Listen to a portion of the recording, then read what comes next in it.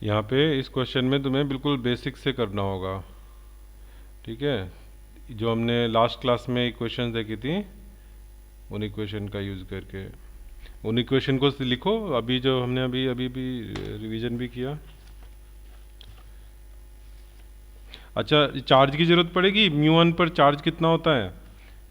ये क्वेश्चन में गिवन नहीं है, बोर्ड में आया क्वेश्चन, उनको देना चाहिए था बिकॉज म्यू वन कहीं सिलेबस का पार्ट नहीं है। तो जैसे इन्होंने मास दिया वैसे चार्ज देना चाहिए था।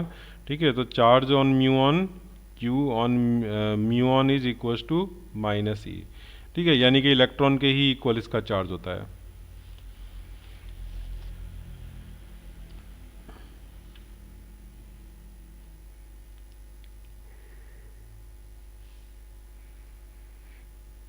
अब ये हाइपोथेटिकल क्वेश्चन हो गया, एक हाइपोथेटिकल और इन्होंने न्यूक्लियस बनाया।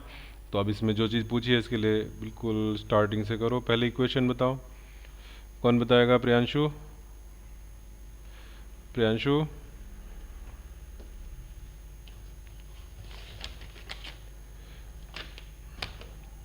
Priyanshu, are you there?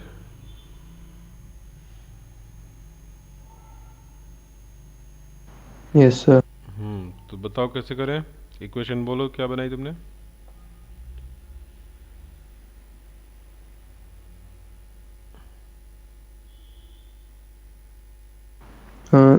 Sir K Z D square by R square equals to M B square by R. अच्छा, ठीक है। और दूसरी?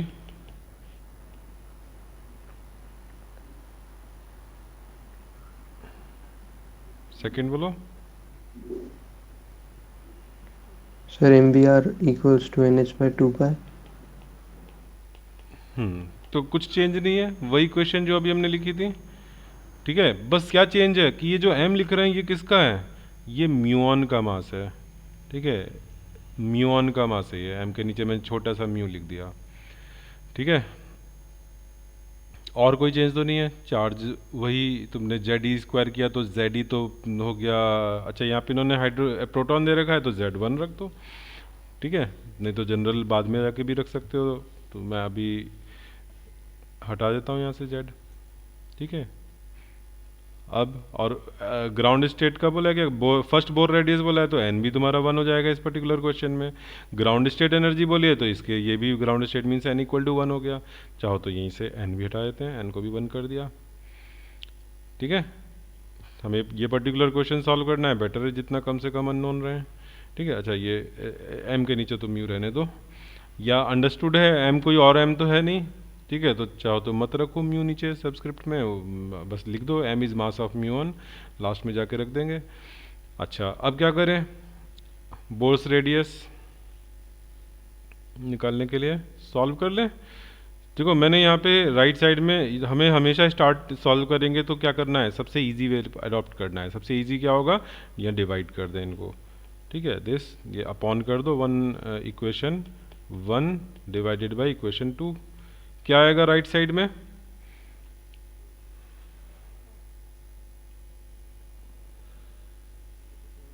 अपॉन करोगे तो अपॉन करके, अच्छा एम वी आर है तो आर तो कैंसिल नहीं होगा अपॉन करने में। अपॉन करने में तो आर इसका कुछ भी कैंसिल नहीं हुआ, तो हमने क्या किया था, मल्टीप्लाई किया था क्या? आर कैंसिल तो मल्टीप्लिकेशन में होगा। सर मैंने तो फिर फर्स्ट इक्वेशन से पुट एक कर दिया चीज है, मतलब सेकंड सेकंड से एक चीज निकाल के फर्स्ट में पुट कर दे पुट कर क्योंकि दिया। Second simple. अच्छा, चलो यहाँ मैं मल्टीप्लाई कर दे रहा हूँ, अपॉन नहीं कर रहा। मल्टीप्लाई करने में क्या गायब हो जाएगा, आर गायब हो जाएगा राइट साइड से। ठीक है, और वी का क्या हो जाएगा, वी का क्यूब हो जाएगा। अच्छा, तो आर गायब तो हुआ बट थोड़ा कॉस्टली हुआ। चलो फिर हमने लास्ट टाइम, मुझे याद आ रहा है अपॉन ही किया था मैंने। अपॉन करने में कैंसिल तो नहीं हुआ था बट कुछ इजी आ गया था।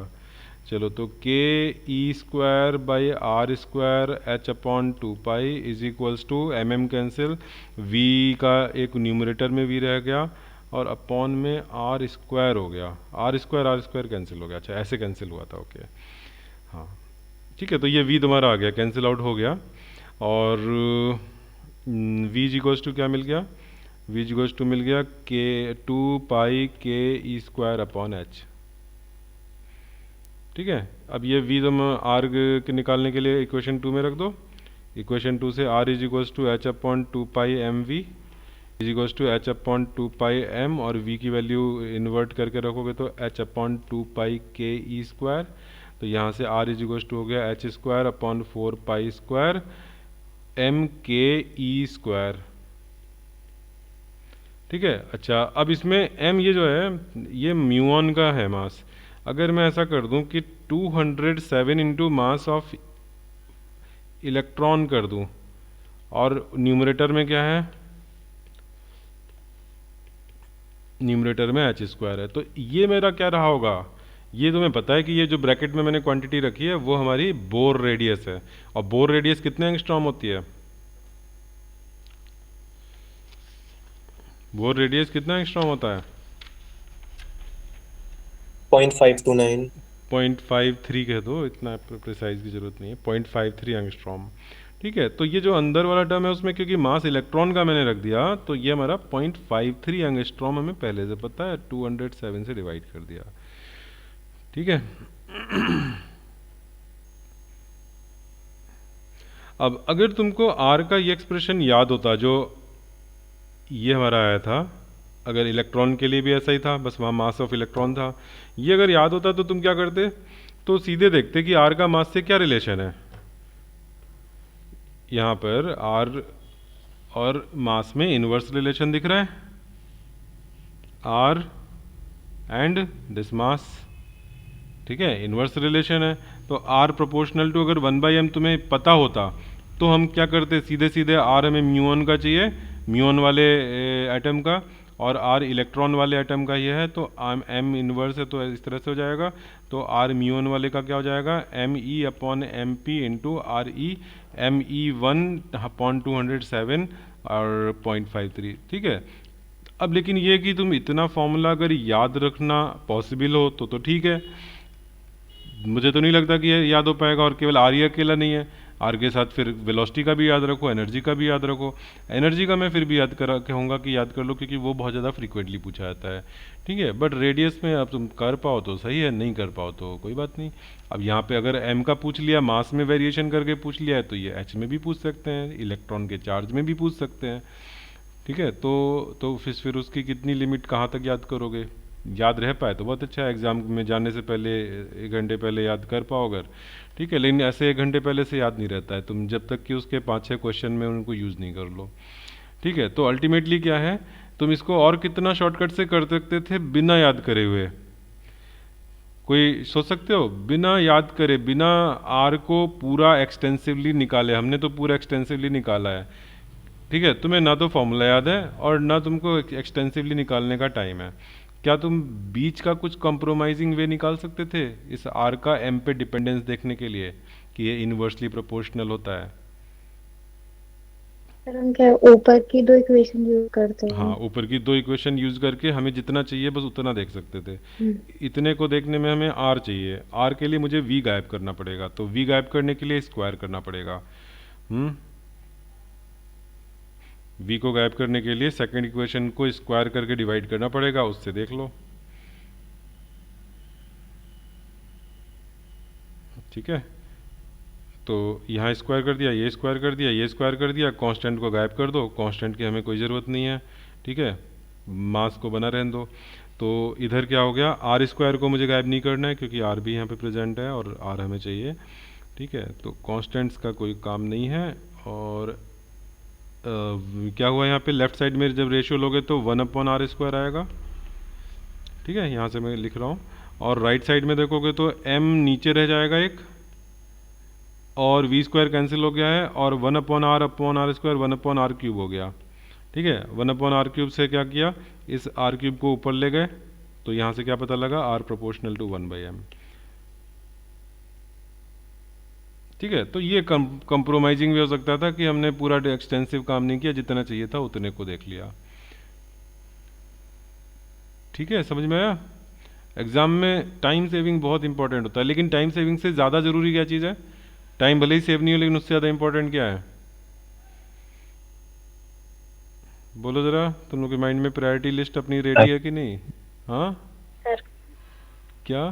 एक्यूरेसी एक्यूरेसी, ठीक है, एक्यूरेसी इज, एक्यूरेट होना चाहिए। यस, नहीं तो फिर सारा टाइम सेविंग बेकार है। ठीक है, तो accuracy is first priority and then time saving. And usually usually if you are working with some intelligent mind, या तुमने अगर खूब प्रैक्टिस करी हुई है, तो यूजुअली शॉर्टकट एंड एक्यूरेसी साथ साथ चलते हैं। ठीक है, जितने कम स्टेप, अब देखो यहाँ पर हमने अपना ब्रेन लगा के क्या कहा, हमने ये कहा कि यहाँ पे कॉन्स्टेंट्स को हटा दो, स्टेप टाइम भी सेव हो गया और एक्यूरेसी भी बढ़ गई। उसका कोई रोल नहीं है, के का क्या रोल है, हमें तो मास और रेडियस में रिलेशन चाहिए। ठीक है, वी को हम गायब कर ही रहे हैं, हमने स्क्वायर इसीलिए किया कि वी कैंसिल हो जाए, वी स्क्वायर, तो वी गायब हो गया, एम और आर बचे, एम और आर को रखना है टर्म्स को, बाकी सारे कांस्टेंट टर्म्स हटा दिए। ठीक है, तो इस तरह से हमने टाइम सेव भी कर लिया और साथ के साथ एक्यूरेसी भी बढ़ा ली। ठीक है, तो यूजुअली, बट हाँ, हर बार ऐसा नहीं होता। शॉर्टकट अगर तुम without your common sense use कर रहे हो, या तुम्हारा इंट्यूशन नहीं है, तो फिर शॉर्टकट में रॉन्ग भी हो जाता है। यूजुअली ये तो हम जब जंप कर करके कैलकुलेशन करते हैं, गलती भी होती हैं। ठीक है, अच्छा, तो ये तुम्हें एक वेरिएशन समझ में आया कि इस तरह का वेरिएशन 2019 में क्वेश्चन आया।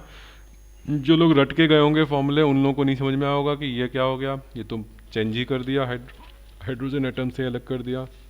अच्छा, अब एक क्वेश्चन और दे रहा हूँ। ये क्वेश्चन भी जब मैंने देखा था ना, तो मेरे लिए भी सरप्राइजिंग था कि ये कैसे पूछ लिया है। तो क्वेश्चन है, using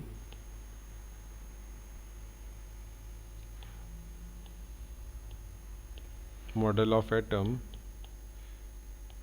derive expression for the total energy of electron in hydrogen atom। चलो, एक पार्ट और था, what is significance of total negative energy possessed by the electron, वो बाद में डिस्कस करेंगे। अभी इतना काम करो जरा, किसी बुक में इसकी थ्योरी नहीं दी हुई है।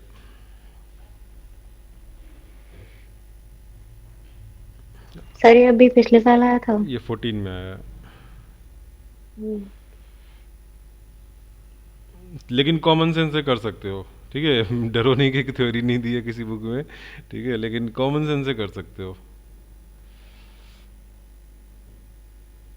थोड़ा सा टाइम लगाओ, 2-3 मिनट का टाइम, सोचो जरा ये क्या कह रहा है, कैसे करना है। रदरफोर्ड मॉडल में क्या पढ़ा था?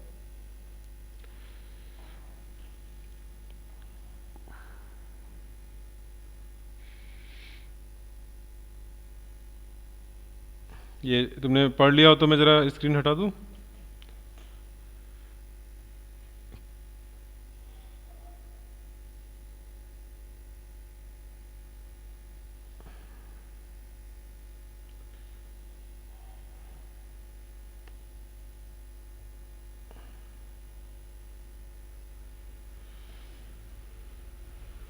रदरफोर्ड मॉडल, किसी को हेल्प चाहिए तो यहाँ पे ये रदरफोर्ड एटॉमिक मॉडल है।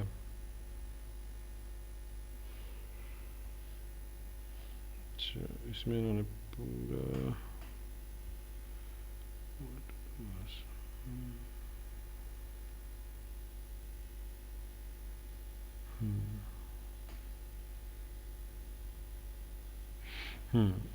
चलो, यहाँ से थोड़ा सा हिंट ले सकते हो, हालांकि बहुत क्लियर नहीं है, हिंट ले सकते हो।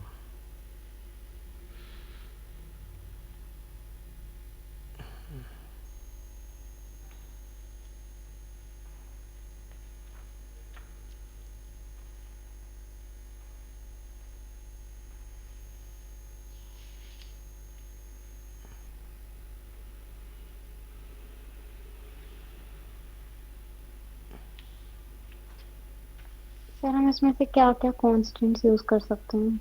जो यूज करना चाहो करो, बस तुम बोर पॉस्टुलेट यूज नहीं कर सकते। तुम यहाँ पे क्या कह रहे हो, ये जो इन्होंने यहाँ पे तुम्हें इस फिगर में जो दिख रहा है वो number, size of the atom, ये मतलब जैसे हम न्यू ऐसे जेडी चार्ज ले सकते हैं। ओके, यस, ले सकते हो। हाइड्रोजन बोला है ना इन्होंने, नहीं, हाइड्रोजन नहीं बोला है, जेड ही ले लो। यस, न्यूक्लियस पे पॉजिटिव चार्ज। नहीं सर, हाइड्रोजन ही बोला है, एच एटम, तो फिर अच्छा, हाँ जेड। बोला है, ठीक है। ठीक है, तो जेड मतलब जेड को 1 रख दो।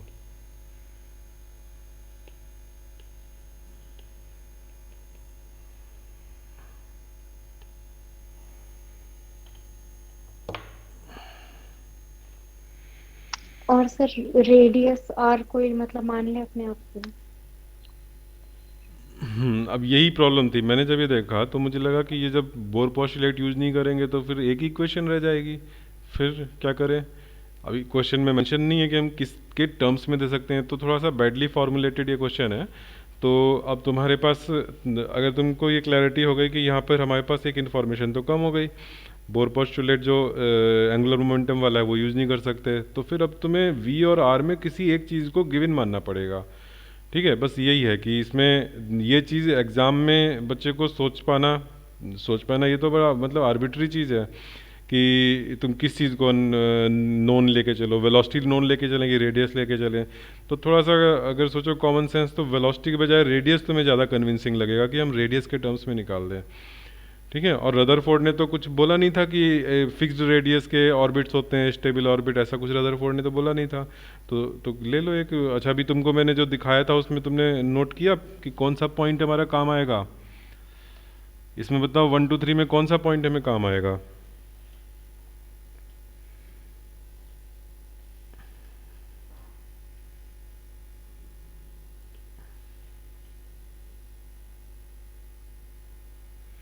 वैसे तो सर इसमें कुछ ऐसे तीनों यूज रेडियस का कुछ तीनों ऐसे ही यूजलेस लग रहे पॉइंट होंगे, दे रहे। लेकिन एक चीज़ यहाँ पे ली है कि they revolve around the nucleus in the same way as the planets revolve around the sun. ठीक है, अब तुम याद करो जरा, प्लैनेट के केस में तुमने टोटल एनर्जी निकाली थी, कैसे निकाली थी?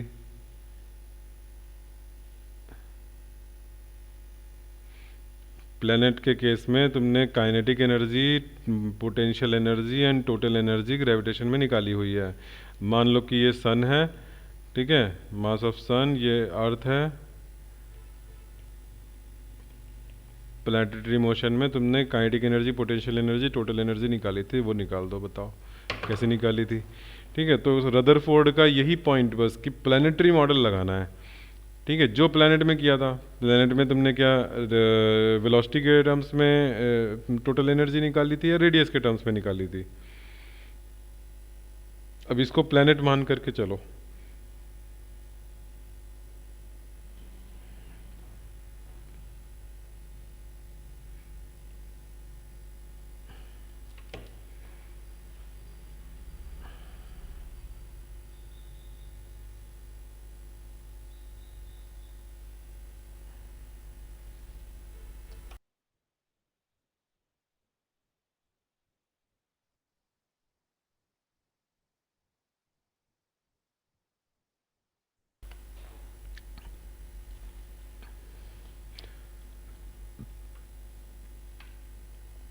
तो कुछ याद आ रहा है 11th क्लास का?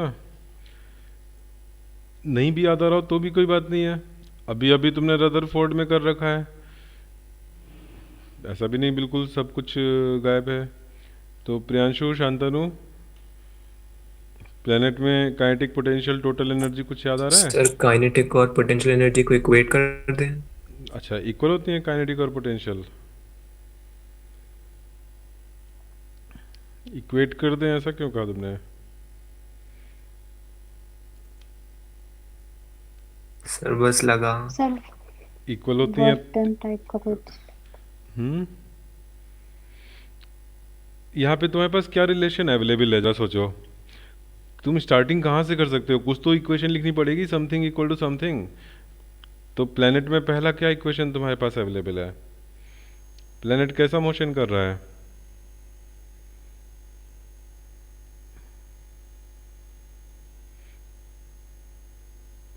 वत्सल, प्लेनेट का मोशन बताओ जरा, कैसा पाथ है? हम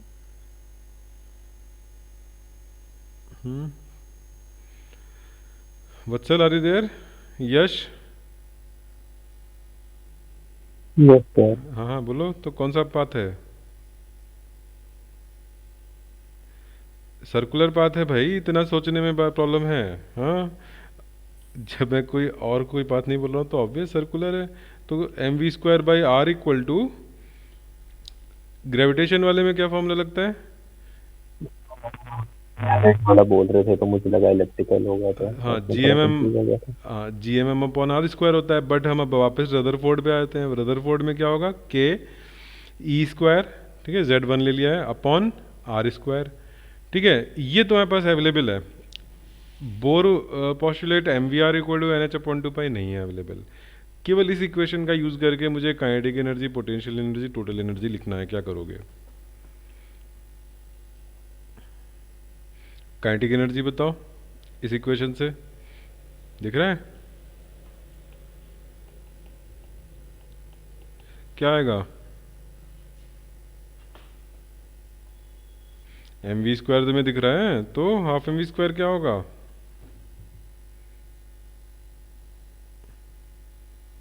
ke²/r। हाफ भी तो होगा, 1/2 ke²/r। ठीक है ना, ये r से स्क्वायर कैंसिल हो गया तो नीचे r रह गया। ये तो काइनेटिक एनर्जी हो गई। अब बताओ पोटेंशियल एनर्जी का क्या फॉर्मूला लोगे?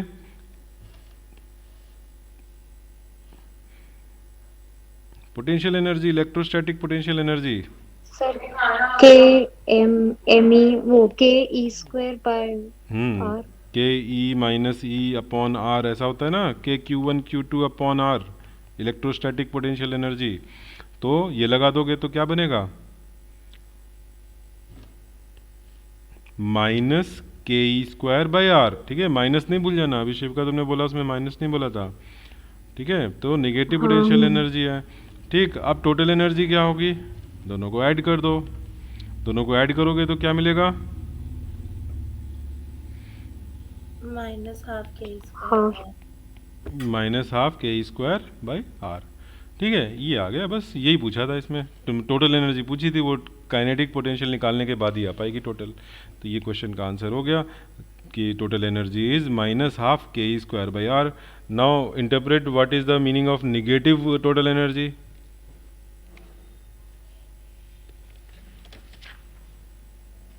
Attractive force. Yes, attractive force है, और ये बाउंड है। जीरो एनर्जी का मतलब है कि फ्री हो गया, जीरो से, जीरो या पॉजिटिव का मतलब है फ्री हो गया। ठीक है, तो total energy negative means the electron is bound to the nucleus.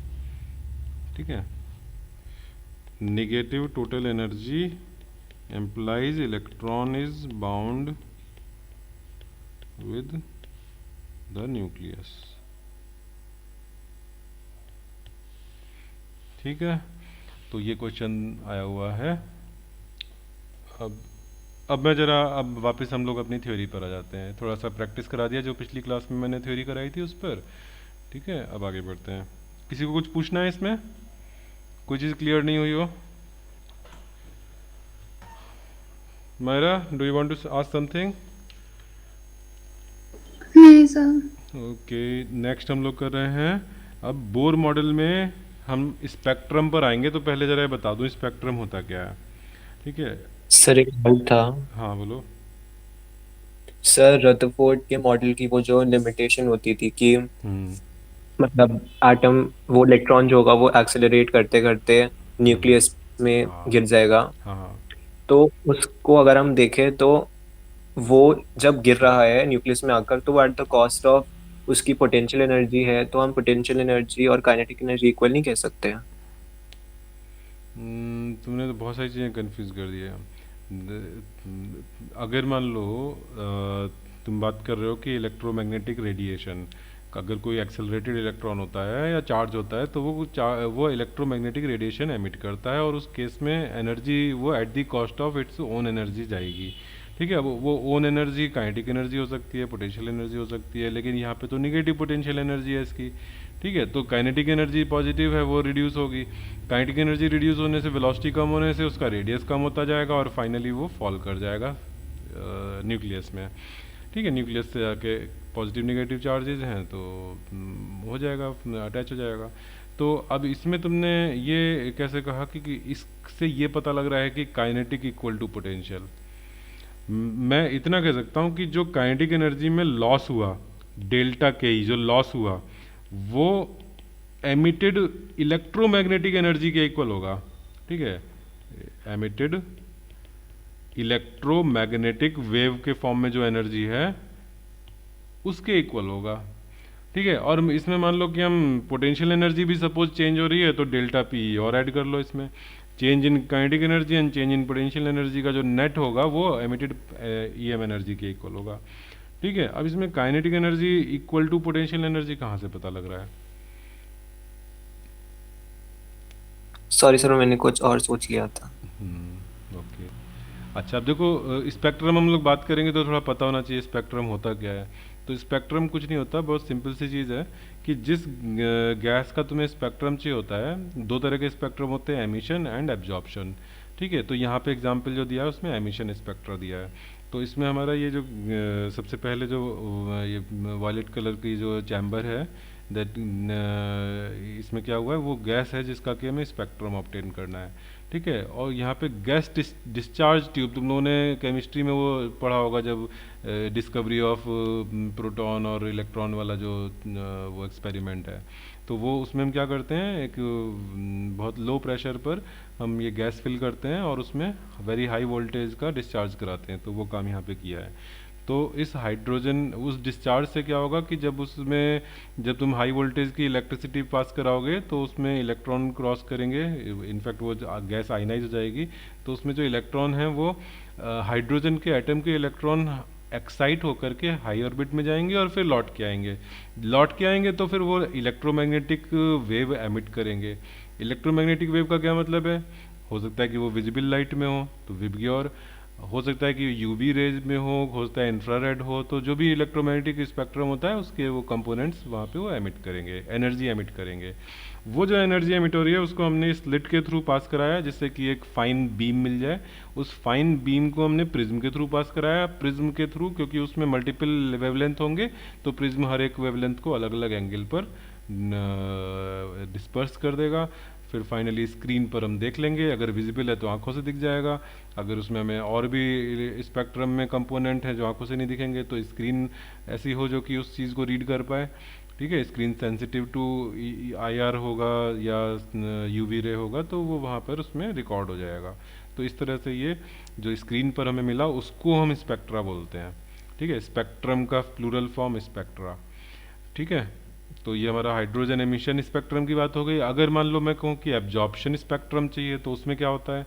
तो एब्जॉर्प्शन स्पेक्ट्रम में ये जो डिस्चार्ज ट्यूब से यहाँ पे जो डिस्चार्ज ट्यूब है वहाँ पर हम क्या करेंगे, गैस डिस्चार्ज नहीं कराएंगे, यानी इसको हम एनर्जी नहीं देंगे, इसमें हम वोल्टेज नहीं लगाएंगे, जस्ट हमने हाइड्रोजन गैस इसमें फिल करी हुई है। और इसके पीछे यहाँ से वाइट लाइट या अगर मान लो तुम्हें यूवी और इंफ्रारेड वाली रेंज का भी चाहिए तो फिर वो सारे हम कंटिन्यूअस वेवलेंथ की हम लाइट को यहाँ पर इंसिडेंट कराएंगे। ठीक है, अगर ओनली विजिबल है तो हम उसको वाइट लाइट बोल सकते हैं, बट विजिबल से बाहर के भी हो सकते हैं। तो हम यहाँ पे कंटिन्यूअस जिसमें कि सारी वेवलेंथ प्रेजेंट हो ऐसा इंसिडेंट कराएंगे और वो इस सैंपल जो ट्रांसपेरेंट कंटेनर में रखा होगा उसके थ्रू पास करेगा। ठीक है, उसके थ्रू जब पास करेगा तो इस गैस में जो इलेक्ट्रॉन्स हैं वो जो सूटेबल एनर्जी, जो एनर्जी गैप वहाँ पर होंगे, ठीक है, जैसे n=1 से n=2 का जो एनर्जी गैप है, n=3 एंड 1 एंड 3 के बीच का गैप, 2 एंड 3 के बीच का गैप, ये वाली एनर्जीज वो एब्जॉर्ब कर लेंगे। ठीक है, तो अब यहाँ पे जो और आगे लाइट जाएगी उसमें ये मिसिंग होंगी वेवलेंथ्स। ठीक है, तो अब यहाँ पर जब प्रिज्म के आगे हम स्पेक्ट्रम बनाएंगे तो वो वाली वेवलेंथ जो इसने एब्जॉर्ब कर ली होंगी वो वहाँ मिसिंग होगी, तो वहाँ ब्लैक लाइन होगी। बाकी सारे कंटिन्यूअस वेवलेंथ हमें वहाँ दिखेंगे स्क्रीन पर, लेकिन जो इसने एब्जॉर्ब कर लिए वो हमें नहीं दिखेंगे। ठीक है, तो उनका क्या हो गया, वो वहाँ पे ब्लैक लाइन हो गई, इसको एब्जॉर्प्शन स्पेक्ट्रा बोलते हैं। ठीक है, अब इसमें एक चीज़ आती है कि जो भी गैस सैंपल है वो गैस सैंपल में इलेक्ट्रॉन जब एक्साइट होता है तो वो with in few nano second वापस आ जाता है। जितनी एनर्जी उसने ली थी उतनी एनर्जी उसने एक्साइटेशन में निकाल दी। ठीक है, तो ये पढ़ने के बाद तुम लोग के माइंड में डाउट आएगा, मेरे भी, मैं स्टूडेंट था, मुझे डाउट आया था, और मुझे वो करीब 5-6 साल बाद जब मैं आईआईटी में, नहीं 5-6 साल क्यों, जब मैं मतलब 11th-12th में मैंने पढ़ा तो डाउट आया। फिर जब आईआईटी में मैंने 3rd ईयर में एक ऑर्गेनिक केमिस्ट्री का कोर्स किया था, केमिस्ट्री के डिपार्टमेंट का कोर्स था, तो वहाँ पे वो उसमें ये चीज़ का डिस्कशन हुआ था, तो उन्होंने समझाया कि रीज़न क्या है कि इसका कि मतलब पहले तो डाउट क्या है, डाउट ये है कि जो हमने मिसिंग जो हम कह रहे हैं कि वो तो इसने एब्जॉर्ब कर ली, बट वो तो तुरंत ही उसने एमिट कर दी, तो फिर वो वहाँ मिसिंग क्यों है, वहाँ पे ब्लैक लाइन क्यों मिल रही है, जबकि वही स्पेक्ट्र अगर मान लो हम कहें 700 नैनोमीटर की ये इसने एब्जॉर्ब कर ली गैस सैंपल ने, तो with in few nano second उसने निकाल भी तो दी 700 नैनोमीटर की, तो फिर हमें वहाँ ब्लैक लाइन क्यों मिल रही है 700 नैनोमीटर की। ठीक है, तो इसका आंसर कोई सोच सकता है क्या होगा, बड़ा कॉमन सेंस वाली चीज़ है, कोई बहुत मुश्किल नहीं है, बट ये कि कहीं बुक में नहीं मुझे मिली तो मैं खुद से नहीं सोच पाया, या सोचा तो उसमें कॉन्फिडेंस नहीं था। क्या रीजन रहा होगा, समझ में आया तुम्हें क्वेश्चन कि अगर ये जो गैस है, सर आप अच्छा ये जो गैस सैंपल है, मैंने ये कहा कि एब्जॉर्प्शन स्पेक्ट्रा में इसने कुछ पर्टिकुलर वेवलेंथ को एब्जॉर्ब कर लिया, तो प्रिज्म के थ्रू जो लाइट पास हो रही है और जाके स्पेक्ट्रम बना रही है, वहाँ पे वो वाली वेवलेंथ मिसिंग है, तो वहाँ पे ब्लैक लाइन मिलती है। उस वेवलेंथ पे जो कलर मिलता है वहाँ में ब्लैक लाइन मिल गई, क्योंकि वहाँ एब्सेंट है एनर्जी। ठीक है, ये बात समझ में आ गई एब्जॉर्प्शन स्पेक्ट्रा की। Yes sir. ठीक है, अब मेरा क्वेश्चन फिर मतलब मैं ये बता रहा हूँ, तुम्हें इन्फॉर्मेशन दे रहा हूँ कि जो कोई भी इलेक्ट्रॉन एक्साइट होता है, हायर एनर्जी में जाता है, एनर्जी एब्जॉर्ब करके वो तुरंत लौट के भी आता है और उतनी एनर्जी वो रिलीज करता है।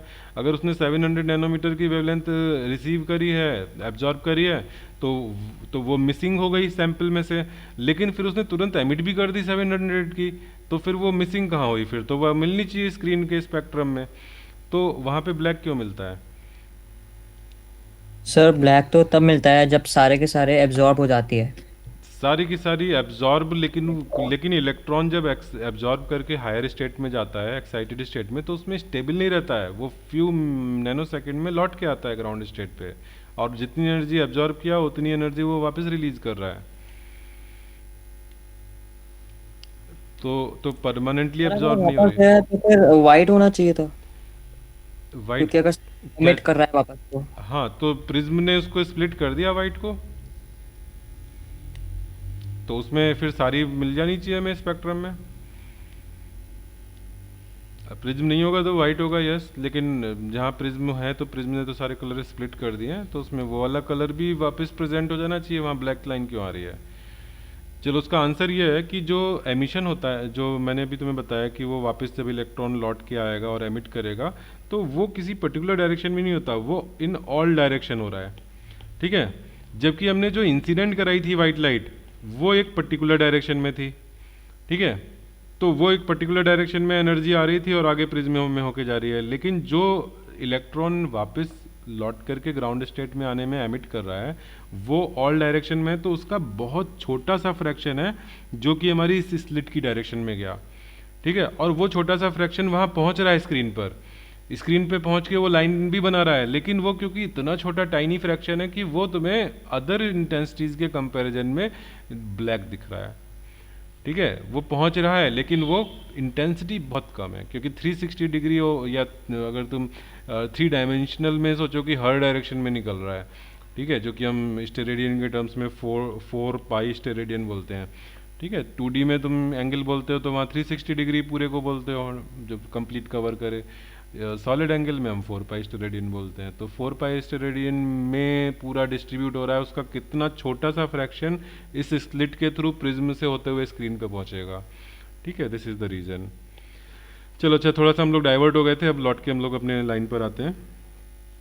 तो ये हो गया setup of hydrogen emission spectrum. अच्छा, अब ये इसको मैं बाद में लेता हूँ, अभी नहीं। अब हम जरा इसकी थ्योरी करते हैं। हम लोगों ने एनर्जी वगैरह निकाली थी, एक बार ज़रा मैं फिर से जल्दी से डेरिवेशन कर दूं। mv² upon r is equals to k की वैल्यू डाल देते हैं 1/4 पाई एप्सिलॉन नॉट जेड ई स्क्वायर अपॉन आर स्क्वायर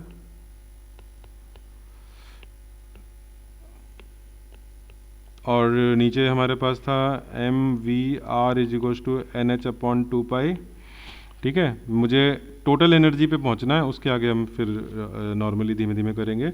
अब यहाँ पे मैंने क्या किया था, डिवाइड किया था, एम एम कैंसिल हो गया था और वी ऊपर रह गया, नीचे आर स्क्वायर आया और इधर जेड ई square upon 4 pi epsilon naught r square, ये आर स्क्वायर कैंसिल हो गया और एन एच अपॉन 2 पाई, ये वो था डिवाइड करके वेलोसिटी आई थी। तो इसको पाई पाई कैंसिल कर दिया, 2 से नीचे 2 कैंसिल हो गया, 2 पाई एप्सिलॉन नॉट ऊपर जेड ई स्क्वायर, एन एन नीचे, जेड बाई एन अलग से लिख देते हैं, z by n and e square upon 2 pi epsilon naught. एक बार मैं चेक कर लूँ कि सही है कि नहीं।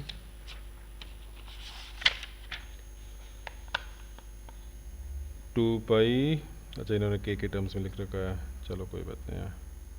ठीक है, तो ये हमारा z बाई एन ये v हो गया, फिर v को r में रख देते हैं, r is equals to N h upon 2 pi m v, n h upon 2 pi m z by n e square 2 pi epsilon not.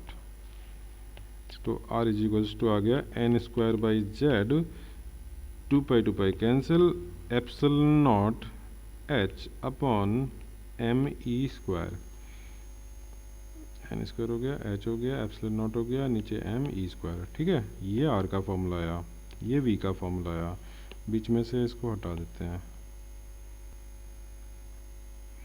ठीक है, अब हम एनर्जी पे जाते हैं।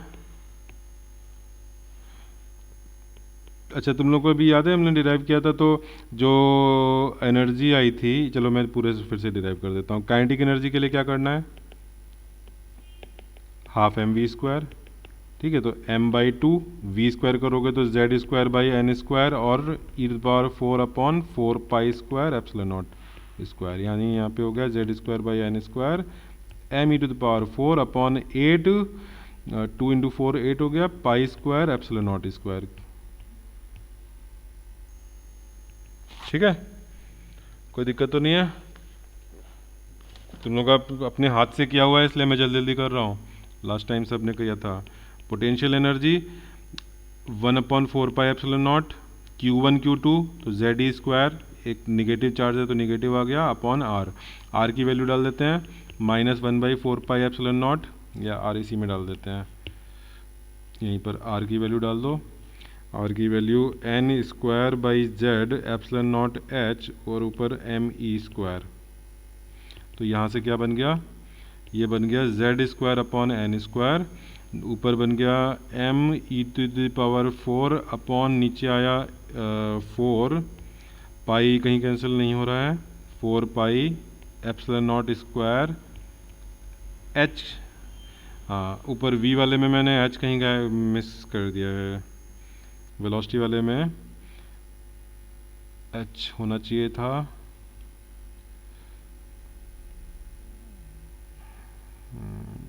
8 पाई स्क्वायर,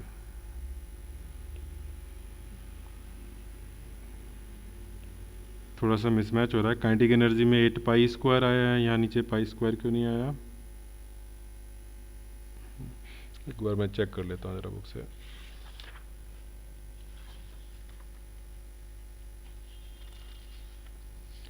v यहाँ पे सब के टर्म्स में दे रखा है, चलो कोई बात नहीं, मैं के को कन्वर्ट कर लेता हूँ।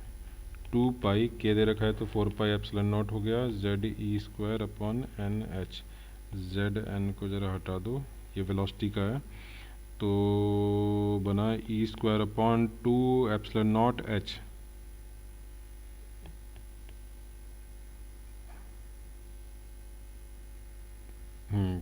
पाई और एच का गड़बड़ हो रहा है यहाँ पे, मैंने जब वी निकाला था तब, हाँ इसलिए हो रहा है कि मैं यहाँ पर एच लिखना था वो पाई लिख गया, दोनों की गड़बड़ हो गई।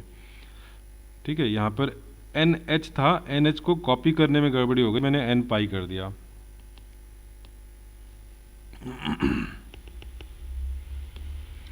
एन एच, तो यहाँ पाई की जगह पर h आएगा, ठीक है, E square by 2h epsilon not. और फिर r निकालने में भी गड़बड़ हुई है, तो मैं r के लिए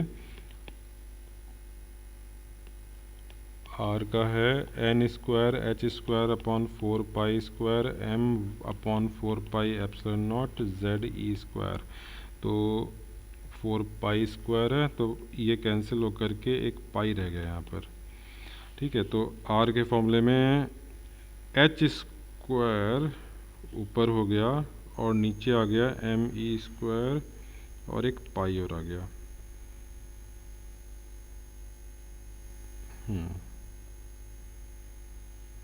और एप्सिलॉन नॉट ऊपर आ गया, एप्सिलॉन नॉट एच स्क्वायर, ठीक है, ये आर हो गया, ठीक है। अब ये आर हम अगर यहाँ पे वापस रख दें पोटेंशियल एनर्जी के फॉर्मूले में, तो क्या बनेगा, एन स्क्वायर बाई जेड और नीचे एप्सिलॉन नॉट एच स्क्वायर और ऊपर पाई एम ई स्क्वायर। तो पाई से एक पाई कैंसिल हुआ, minus z square by N square अलग निकाल लिया। अब अंदर आ गया m E to the power 4 upon नीचे आ गया 4 एप्सिलॉन नॉट स्क्वायर और एच का क्या हुआ, एच स्क्वायर, ठीक है। और ऊपर भी वेलोसिटी वाले में मैंने भी पॉइंट आउट किया था कि नीचे एच स्क्वायर रहेगा, तो वो भी गलती सही कर लें।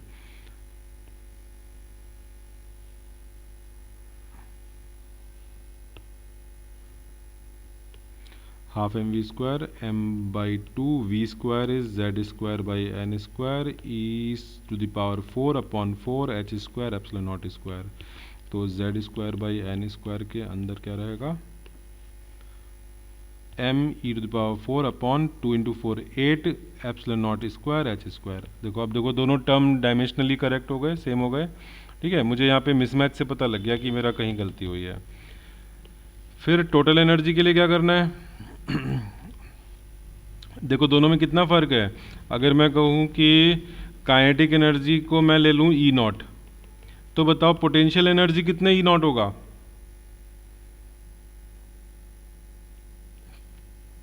कंपेयर करो जरा।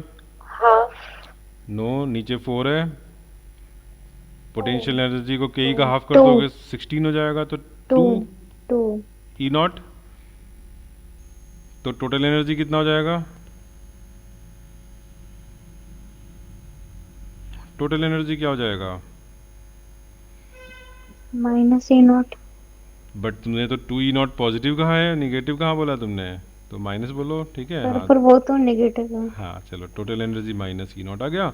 और ई नॉट मैंने किसको लिया है, जो के ई का सिंबल है, ठीक है। तो अब मैं टोटल एनर्जी को माइनस और के ई के लिए जो मैंने टर्म निकाला है वो यहाँ यूज़ कर ले रहा हूँ। अब ये बताओ, ये क्या याद रख सकते हो पूरा एक्सप्रेशन, पूरे में z square by N square तो अब तक याद हो गया होगा, लेकिन m E to the power 4 upon 8 epsilon not square H square, ये याद रह पाएगा तुम्हें, इसको याद रख लो तो अच्छा है। जैसे अब म्यूऑन मान लो बोल दिया कि म्यूऑन वाला एटम है हाइड्रोजन का, तो उसमें तुम्हें इसको याद रखोगे तो पता रहेगा कि एम ऊपर है, सीधे सीधे प्रोपोर्शनली कर लोगे, ठीक है। एच पे कोई हाइपोथेटिकल सिचुएशन ले ली तो पता है एच स्क्वायर डिनोमिनेटर में, ई टू द पावर 4 ऊपर है, एप्सिलॉन नॉट स्क्वायर नीचे है, तो ये एक्सप्रेशन जरूरी है, ठीक है। बहुत ज़्यादा ज़रूरी नहीं है, मैं मतलब इसको बस ये है कि अगर हम ऑन द स्केल ऑफ 100 गए तो हम इसको 10 या 20 पॉइंट पे रखूँगा कि याद रखने के लिए, ठीक है।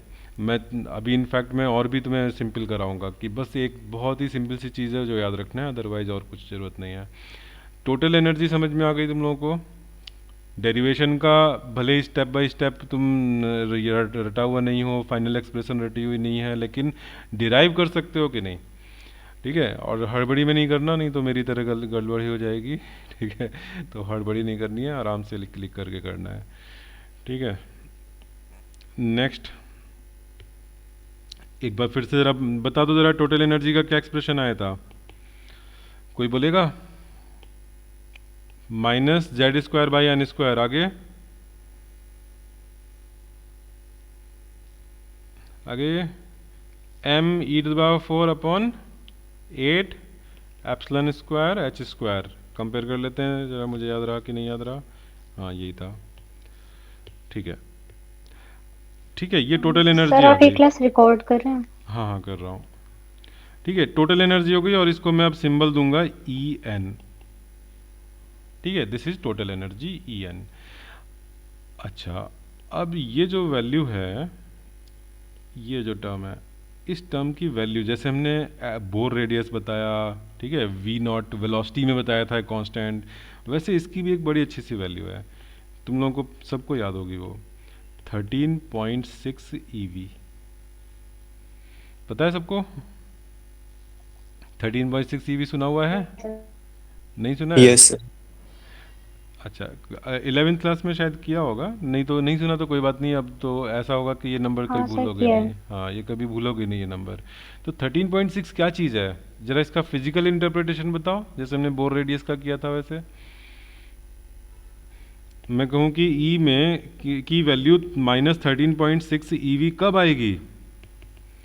इफ हाइड्रोजन एटम के फर्स्ट ऑर्बिट में yes electron. Yes z equal to 1 and n equal to 1, यानी कि हाइड्रोजन की ग्राउंड स्टेट की एनर्जी है ये।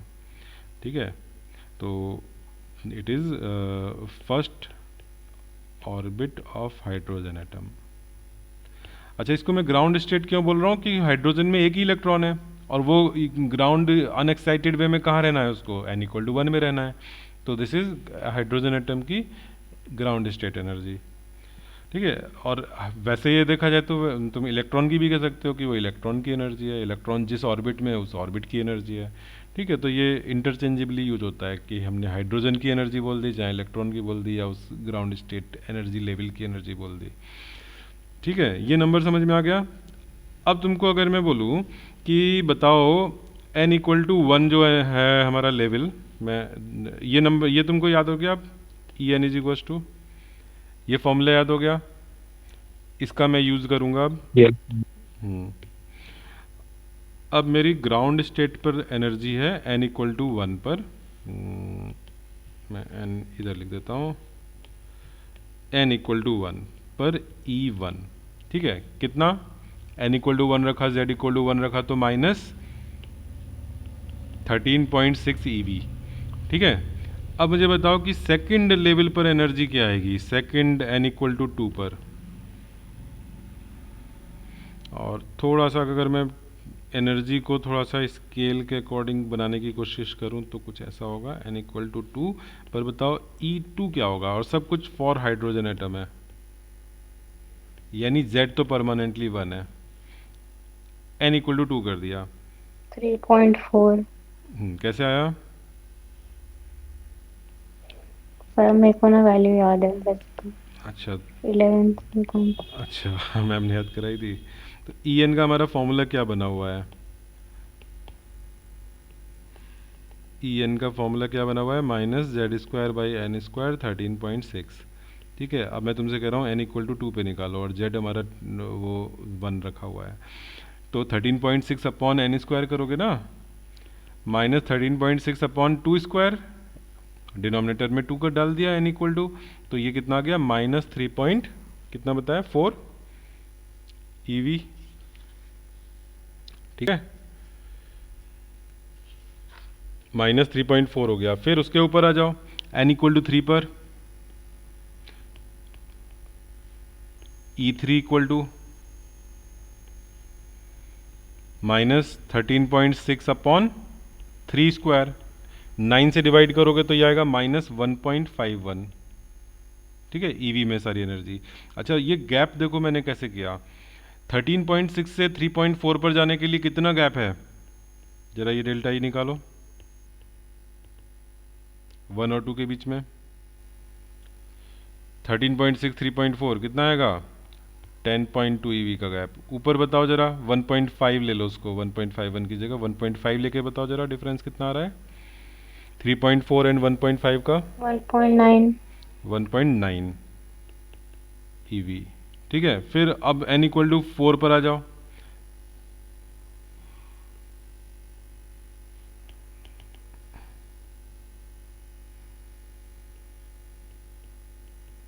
E4 डिवाइड बाई क्या करोगे, 16 कर दोगे, 4², तो ये आएगा माइनस का 0.85 EV। ठीक है, ये गैप और कम हो गया, जैसे जैसे ऊपर जा रहे हो गैप कम होता जा रहा है। ठीक है, फिर n इक्वल टू 5, तो E5 कितना आएगा, -0.54। ठीक है, अब ये बहुत क्लोज होते जा रहे हैं और ऊपर की ज़रूरत नहीं है इतना। तुम ये -3.4 तुम्हें याद रखना है, -0.85 याद रख लो और ऊपर 0.54 कर लेते हो तो अच्छी बात है। ठीक है, 3 तो याद कर लो, ये ज़रूरी है। ठीक है, और फर्स्ट सेकंड का गैप 10.2 अपने आप ही याद रहता है। ठीक है, ऊपर 1.9 ही भी है। ठीक है, फिर आगे के जरूरत पड़े तो निकाल लेना।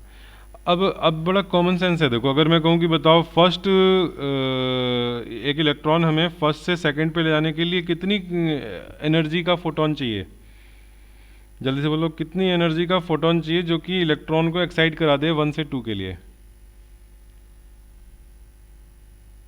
10.2। 10.2 का। ठीक है, 1 से 3 ले जाना है, कितना एनर्जी का फोटोन चाहिए?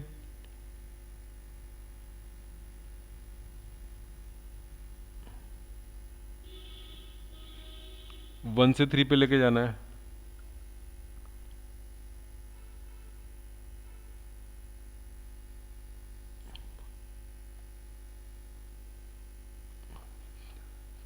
Sir 10.2 plus 1.9।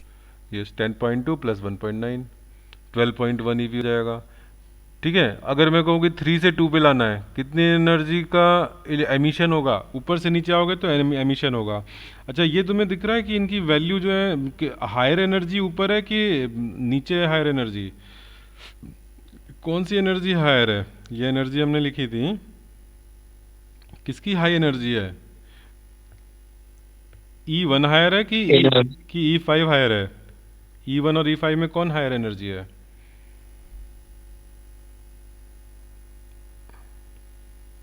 बताओ। -13.6 EV हायर है कि -0.54 हायर है? Sir outer. आउटर। जैसे जैसे ऊपर जा रहे हो हायर एनर्जी है, ग्राउंड स्टेट लोएस्ट एनर्जी है। ठीक है, नेगेटिव में ना लार्ज नंबर है तो लोएस्ट है। तो नीचे से ऊपर जाओगे तो एनर्जी अब्जॉर्ब करना, उसको एनर्जी देना पड़ेगा, तब वो एब्जॉर्ब करके ऊपर जाएगा, और ऊपर से नीचे आएगा तो एमिट करेगा। ठीक है, जिस जहाँ से जहाँ आए उतना एनर्जी का एमिशन करा दो, एनर्जी तुम्हें हर एक लेवल की पता है। ठीक है, और कोई एनर्जी लेवल पहुंच जाए, वैसे 5 से ऊपर नहीं जाएंगे, लेकिन मान लो कि हम 80th एनर्जी लेवल पे चले जाएं, 80, तो वहाँ पे आप n की वैल्यू 80 रख देंगे, 13.6 अपॉन 80 का स्क्वायर कर देंगे। ठीक है, ऐसा क्वेश्चन आएगा नहीं, बट मैं बता रहा हूँ हाइपोथेटिकली। तो तुमको जिस भी ऑर्बिट की चाहिए उसकी एनर्जी मिल जाएगी, जहाँ से जाना हो वहाँ से फाइनल डेस्टिनेशन की एनर्जी का डिफरेंस ले लो। ठीक है, तो डिफरेंस में हम अगर अगर मुझे डिफरेंस पॉजिटिव चाहिए तो मैं हायर अपर वाले लेवल से माइनस करूंगा लोअर वाला। ठीक है, तो ये फील आ गया। सारा हाइड्रोजन स्पेक्ट्रा का न्यूमेरिकल इसी कॉन्सेप्ट पर है जितना मैंने अभी बताया। ठीक है, जंपिंग या तो नीचे से ऊपर होती है या ऊपर से नीचे होती है। ठीक है, अब इसमें हाइड्रोजन की स्पेक्ट्रम में कुछ स्पेक्ट्रल सीरीज होती हैं। ठीक है, सीरीज, वो सीरीज हम कैसे देखते हैं, कैसे इनको नाम देते हैं, तो वो यहाँ देखो, ये फिगर समझ में आ रहा है? लाइमन सीरीज में क्या कॉमन है? ट्रांसमिशन जो हो रहा है लाइमन सीरीज में, क्या चीज़ कॉमन है? सबका डेस्टिनेशन कॉमन है, ऊपर से नीचे आ रहे हैं, और ये एमिशन स्पेक्ट्रा है इसलिए ऊपर से नीचे आ रहे हैं। ठीक है, हाइड्रोजन स्पेक्ट्रम में, एमिशन स्पेक्ट्रम में हम ये सीरीज हमें मिलती हैं। तो ऊपर से नीचे आ रहे हो और नीचे कहाँ पहुँच रहे हो? n=1 पे पहुँच रहे हो। तो ये जो स्पेक्ट्रल सीरीज हैं उनका नाम क्या है? ये है लाइमन सीरीज। ठीक है, लाइमन सीरीज में यहाँ कितने मेंबर दिखाए गए हैं वैसे? अच्छा ये बताओ, थ्योरेटिकली कितने मेंबर होंगे, जरा जज करो। लाइमन सीरीज में कितने लाइंस होंगी? एक लाइन 2 से 1 की बनी, फिर एक 3 से 1 की बनी, 4 से 1 की बनी, ऐसे करके कितनी बनेंगी?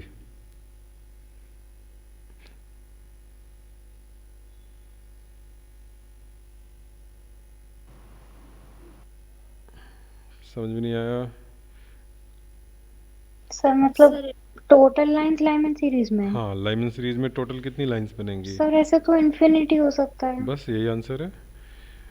ठीक है, कोई लिमिट नहीं है तुम्हारे नंबर ऑफ एनर्जी लेवल्स की, कोई लिमिट है क्या? नहीं, इनफाइनाइट तक जाते हैं। इनफाइनाइट का मतलब हो गया जीरो एनर्जी, इलेक्ट्रॉन फ्री हो गया। ठीक है, तो नंबर ऑफ सीरीज में लाइंस का कोई लिमिट नहीं है, थ्योरेटिकली इनफाइनाइट लाइन एग्जिस्ट। और बामर में भी इसी तरह से, बामर में क्या है, all the lines which terminate at n equal to 2। ठीक है, तो हायर लेवल से n इक्वल टू 2 पर अगर इलेक्ट्रॉन जंप कर रहा है तो वो होती है बामर सीरीज। फिर हायर से 3 पर जंप कर रहा है तो होती है पास्चन। ठीक है, हायर से 4 पे कर रहा है तो ब्रैकेट, एंड लास्ट में जो नाम नोमेनक्लेचर जो रखा गया है फुंड। ठीक है, आगे भी नाम होते हो तो पता नहीं, नहीं तुम्हें ज़रूरत है। ठीक है, और आगे ऐसा फुंड के आगे सीरीज़ देखे जाए तो सीरीज़ भी इनफाइनाइट होंगी। अब मैं अगर जो डेस्टिनेशन n इक्वल टू 5 है वहाँ ऐसे से ऊपर चलता जा रहा हूँ तो n इक्वल टू 100 पे भी डेस्टिनेशन होगा, लेकिन उनकी फिर प्रैक्टिकल इंपॉर्टेंस ख़त्म हो जाती है, क्योंकि जो भी इलेक्ट्रॉन जंप करते हैं तो वो usually 6 7 n equal to 5 n equal to 6 7 यही होता है कि उसके आगे तो फिर बहुत क्लोज स्पेस्ड लाइंस होंगी। ठीक है, और वो फिर वो थोड़ा सा भी एनर्जी एक्स्ट्रा हुई तो वो फ्री हो गया, इलेक्ट्रॉन बाहर चला गया n इक्वल टू इन्फिनिटी पे। ठीक है, तो जो भी हमें लाइंस मिलती हैं यूजुअली यही हैं जो लाइमन से लेके फंड तक। ठीक है, और इनको याद रख लेना। इनको तुम्हें अगर बोला जाए कि बताओ ब्रैकेट सीरीज कौन सी है तो तुम्हें पता होना चाहिए कि n इक्वल टू 4 पर एंड होने वाली ब्रैकेट है। ठीक है, अच्छा अब ये बताओ लाइमन में अगर मैं कहूँ कि मुझे लाइमन की फर्स्ट लाइन बताओ कि कहाँ से कहाँ जंप हो रहा है, तो यहाँ डायग्राम में कहीं नंबरिंग नहीं हो रही कि लाइमन के अंदर नंबरिंग हो रही हो 1 2 3 4। ठीक है, तो तुम किसको, अगर मैं तुमसे बोलूँ कि बताओ एक नोमेनक्लेचर देना है तो तुम किसको फर्स्ट दोगे? या तो लेफ्ट से फर्स्ट होगी या राइट से फर्स्ट होगी, किसको फर्स्ट देना जस्टिफाइबल होगा? सर लेफ्ट से फर्स्ट। लेफ्ट से फर्स्ट, ओके। तो लेफ्ट से सेकंड वाली कौन सी लाइन होगी, वो कहाँ से कहाँ आ रही होगी? सर राइट सर वो से। सभी इन्फिनिटी राइट से करना चाहिए। यस, अपने आप समझ में आ गया है ना। लेफ्ट Yes, से, sir. लेफ्ट से नंबरिंग करेंगे तो प्रॉब्लम क्या हो रही है कि लेफ्ट में पहली लाइन इनफाइनाइट से 1 पे आ रही है, दूसरी लाइन कहाँ से लाओगे, इनफाइनाइट -1 से। तो अपने आप ही समझ में आ रहा है प्रॉब्लम कि ऐसे तो हम इनफाइनाइट में अटके रह जाएंगे। ठीक है, तो जो फर्स्ट लाइन होती है लाइमन की वो हमारी 2 2 1 वाली है। ठीक है, फिर सेकंड लाइन 3 2 1, थर्ड लाइन 4 2 1। ठीक है, तो ऐसे हम नॉमेनक्लेचर जब भी कोई तुमसे बोला जाएगा कि बताओ व्हाट इज़ द, चलो एक मैं न्यूमेरिकली देता हूँ अभी जस्ट इसी कॉन्सेप्ट पर। Find wavelength of electromagnetic wave emitted by, या एमिटेड, फाइंड वेवलेंथ ऑफ, ये भी हटा दो सिंपल सा, फिर find wavelength of third line of Lyman series, Lyman series.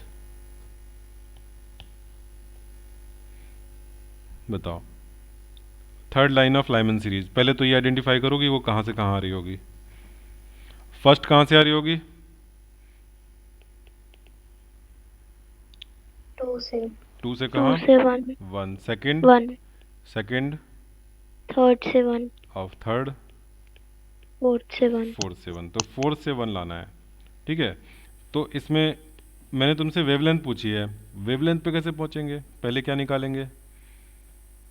Energy difference. Energy difference. तो एनर्जी डिफरेंस में ये तुम्हारा E1 हो गया -13.6 और E2 क्या हो गया -13.6 अपॉन 4 स्क्वायर। ठीक है, और ये हमने भी निकाला था, कितना था, ये था -0.85। ठीक है, डेल्टा ई निकल आएगा, माइनस हायर माइनस लोअर, तो 13.6 माइनस 0.85 कितना हो जाएगा ये 12.6 बचा 25, 6 गायब करो तो 0.25 बचेगा माइनस में, तो 0.75। ठीक है, 12.75 ईवी। बट वेवलेंथ कैसे आएगी?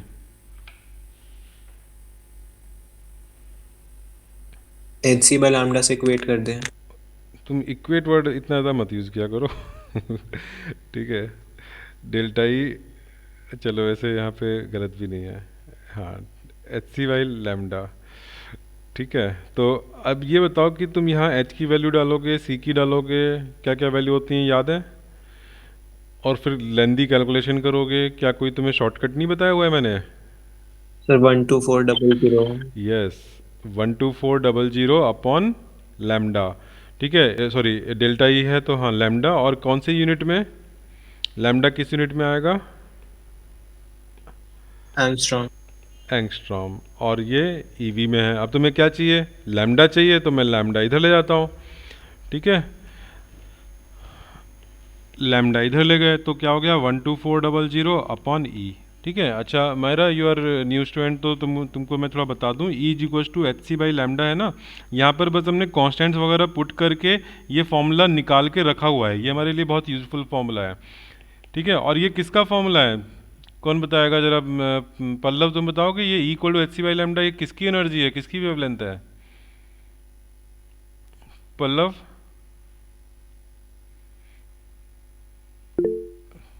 बताओ जरा ये किसकी वेवलेंथ है, टाइप करके बता दो, और नेक्स्ट टाइम से अपना माइक ठीक कराओ।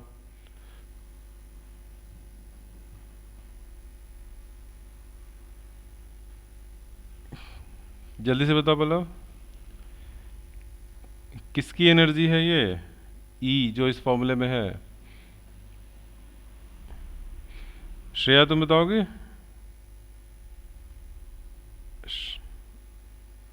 ई टू, श्रेया बताओ जरा, e equal to H C by lambda में ई किसकी एनर्जी होती है? सर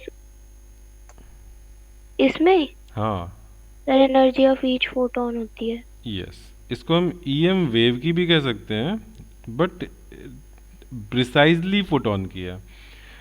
ठीक है, क्योंकि ईएम वेव में हम ये वेव की बात करें तो वेव तो पूरी बहुत सारे फोटोन होंगे, अगर हम टोटल एनर्जी निकालें तो उसमें हमें टाइम देखना पड़ेगा कितने एरिया में वो इंसिडेंट हो रही है वेव, वो तो बहुत बड़ी एनर्जी हो जाएगी। तो ये ईएम वेव के 1 फोटोन की एनर्जी है, एच सी अपॉन लैम्डा। ठीक है, तो जब भी फोटोन की एनर्जी की बात आए तो हमें ये 12400 वाला शॉर्टकट यूज़ कर लेना है। ठीक है, मोस्ट ऑफ इन जो यूनिट्स होती हैं वो एंगस्ट्रॉम में वेवलेंथ की होती है और एनर्जी की ईवी में होती है। तो यहाँ पर अब तुम्हें क्या कर देना है, 12400 और 12.75। ठीक है, अगर मैं जस्ट थोड़ा सा, मैं अगर ये ऑब्जेक्टिव क्वेश्चन और आंसर थोड़े दूर दूर हों तो 12.75 को क्या कर दें, 12.4 रख देते हैं। ठीक है, बहुत ज़्यादा फर्क नहीं है, 12.75 को 12.4 रख के एक अप्रोक्सीमेट आइडिया लग जाएगा। इस डेसिमल को हटाया, ज़ीरो हो गया। अब क्या हो गया, 1000 एंगस्ट्रॉम के आसपास आ रहा है। ठीक है, और अच्छा बताओ 1000 से ज़्यादा आएगा या कम आएगा? जो हमने अप्रोक्सीमेशन लिया है उसमें हम एरर किधर की तरफ कर रहे हैं, इससे आंसर छोटा होना चाहिए बड़ा होना चाहिए? अगर मैं एग्जैक्टली 75 रखूँ तो किधर होगा?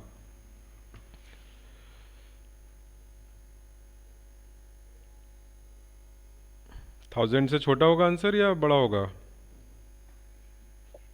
छोटा। छोटा होगा, क्योंकि नीचे डिनोमीटर बड़ा कर दिया। ठीक है, तो आंसर कुछ अगर तुम एग्जैक्ट कैलकुलेशन करो तो 970 या 950 ऐसा कुछ होगा।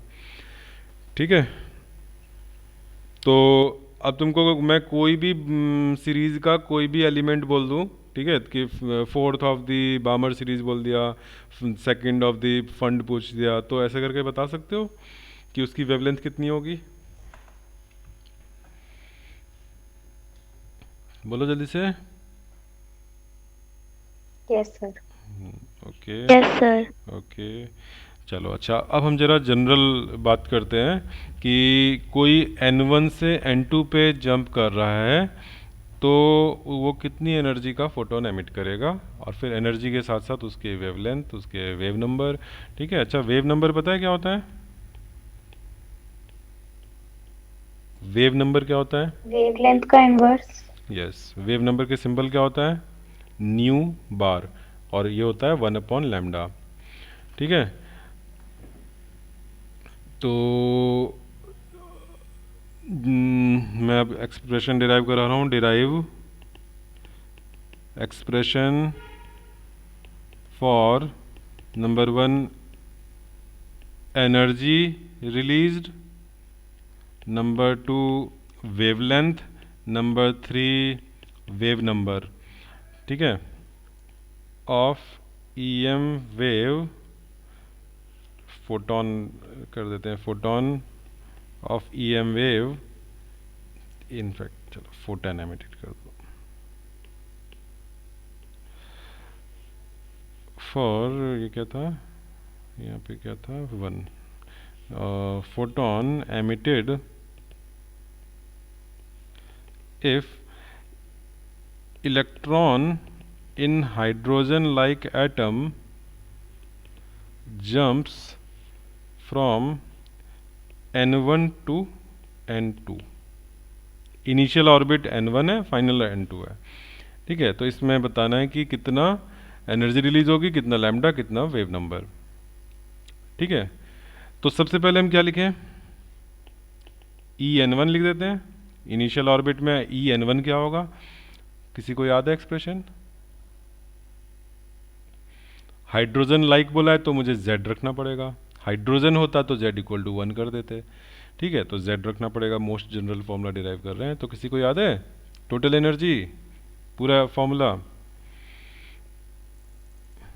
माइनस सर वो Z²/n² m की पावर 4 वाला। यस यस 8 जरा सा रह गया, 8 epsilon epsilon square not H square. Square. ठीक है, ये 3 बार लिखोगे याद हो जाए, याद रहेगा तो अच्छा रहेगा। ठीक है, ये हो गया। अब इसमें n कौन सा डालना है, n1 डालना है। En2 minus Z²/n2² me⁴/8 epsilon not square H square. ठीक है, अब एनर्जी रिलीज के लिए बताओ, En1 माइनस En2 करें या En2 माइनस En1 करें?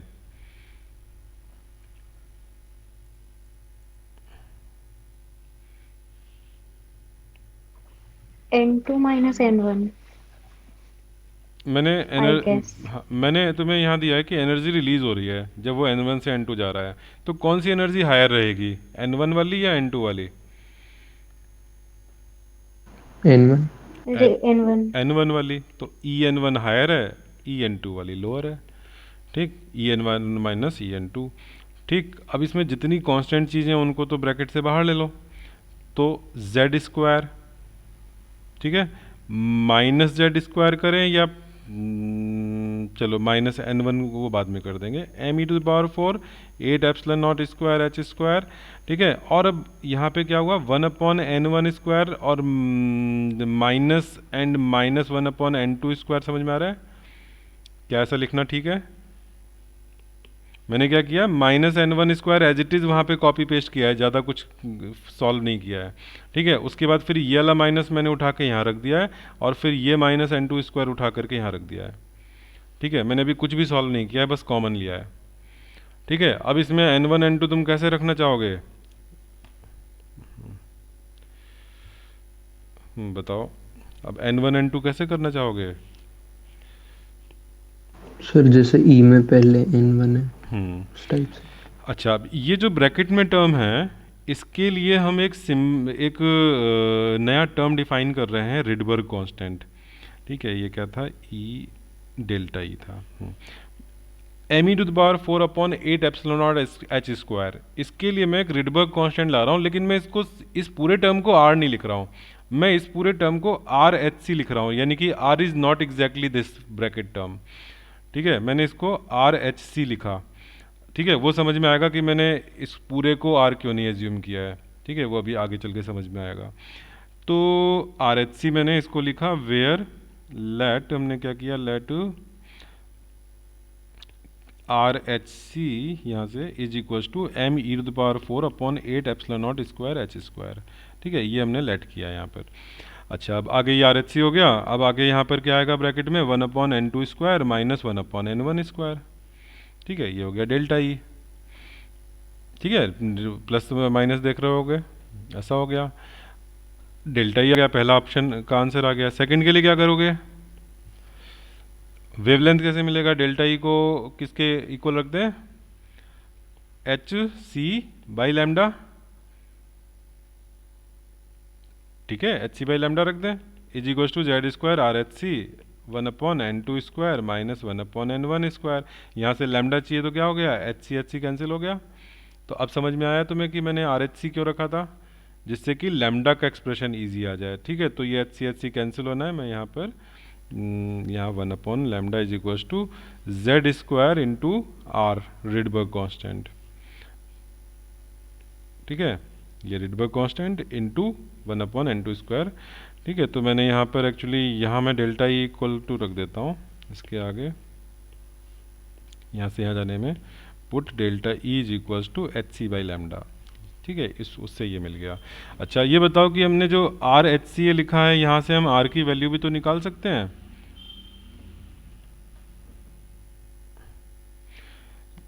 आर की वैल्यू क्या बनेगी, M E to the power 4 upon 8 epsilon not square H cube C. ठीक है, और इसकी वैल्यू क्या आती है, इसकी वैल्यू आती है 1.097 इंटू 10 टू द पावर 7। और यूनिट बताओ क्या होगी इसकी, यूनिट आर की क्या होगी बता सकते हो? कहाँ से देखोगे, सबसे इजी क्या रहेगा, क्या यहाँ से निकालें हम आर की यूनिट? सर लेंथ का इनवर्स कहाँ से देखा, कौन से फॉर्मूले से? लैम्डा वाले से। यस, यहाँ से देखो, यहाँ पे ये डायमेंशन लेस है, ये डायमेंशन लेस है, सीधे सीधे आर जो है 1/λ वाले डायमेंशन में है, यानी मीटर इनवर्स। ठीक है, ये एसआई यूनिट है, मीटर इनवर्स। ठीक है, तो ये 1/λ हो गया। और 1/λ कौन है, वही तो वेव नंबर है, तो वेव नंबर के लिए अलग से क्या लिखना। ठीक है, इनफैक्ट मुझे वेव नंबर और लैम्डा का तो एक ही चीज़ रखनी चाहिए थी, और एक थर्ड बना देते हैं फ्रीक्वेंसी निकालने के लिए। फ्रीक्वेंसी निकालो, तो फ्रीक्वेंसी के लिए क्या करोगे, डेल्टा ई अपॉन एच करोगे। ठीक है, delta E upon H, delta E equal to H nu, तो अपॉन एच किया तो यहाँ से क्या आ जाएगा, जेड स्क्वायर, और एच कैंसिल हो जाएगा तो सी रह जाएगा, R into C, 1/n2 square minus 1/n1 square. ठीक है, अब ये बताओ इसमें तुम्हें याद क्या रखना है, इतने सारे फॉर्मूले हो गए, तो मैंने तुम्हें याद रखने के लिए एक तो ये बोला कि तुम ये याद रख लो, जिसमें कि ये M E to the power 4 upon 8 epsilon not H square अलग से याद रखना, और Z square by N square अलग से याद करो। ठीक है, एक चीज़ तो मैंने ये कही। दूसरा मैंने क्या कहा, दूसरा मैंने कहा कि ये जो नंबर है ये 13.6 ईवी होता है। ठीक है, 90% क्वेश्चंस जे मेंस के, एडवांस के, सीबीएसई के अगर न्यूमेरिकल है तो बस 13.6 इसको रखने से सॉल्व हो जाते हैं। इसके अंदर जाना बहुत ही रेयर ज़रूरत पड़ेगा। ठीक है, और उस रेयर ओकेजन के लिए मैंने इसको याद करने के लिए कह दिया है तुम्हें। अगर ये याद होगा तो आर की कभी ज़रूरत पड़ भी जाएगी, आर क्या होता है, तो तुम तुरंत का तुरंत निकाल लोगे इसको आर एच सी रख करके। ठीक है, तो इससे तुम्हारा आर के साथ भी फैमिलियरिटी बनी रहेगी कि आर क्या है, हमें ऐसा नहीं होगा कि हम बिल्कुल ही वो हैं अनफैमिलियर हैं। ठीक है, तो इस चीज़ को हमने आर एच सी रखी, और आर एच सी ही 13.6 ईवी है, ये भी अलग से मेंशन कर लो। ठीक है, यही चीज़ यहीं पर मैं लिख देता हूँ, ये R H see this is 13.6 EV. ठीक है, अब ये अगर ऑर्गेनाइज्ड वे में तुम्हारे माइंड में जा रहा होगा तो तुम्हें कोई दिक्कत नहीं लगेगी, तुरंत तुमको चीज़ें याद रहेंगी। और वही तुम बहुत हैफजर्ड वे में कि इतने सारे फॉर्मूले एक एक फॉर्मूला बैठ के रटते फिर रहे हो तो फिर मुश्किल हो जाएगा। ठीक है, तो तुम्हें इतना अगर मैंने बोल दिया, अब देखो हम लोगों ने अभी क्वेश्चन करे थे कि लाइमन के थर्ड मेंबर बताओ क्या है, वही चीज़ में अगर तुमको ये फॉर्मूला लिखा करके बोलता कि पहले तुम ये वाला फॉर्मूला रटो, 1/वेवलेंथ वाला, ठीक है, और फिर इसमें वैल्यू पुट करो, तो तुमको फिर यहाँ आर अलग से याद रखने की ज़रूरत लगती। ठीक है, 1.097 10⁻⁷, फिर उसके बाद फिर तुम सॉल्व करते, फिर ये लाते।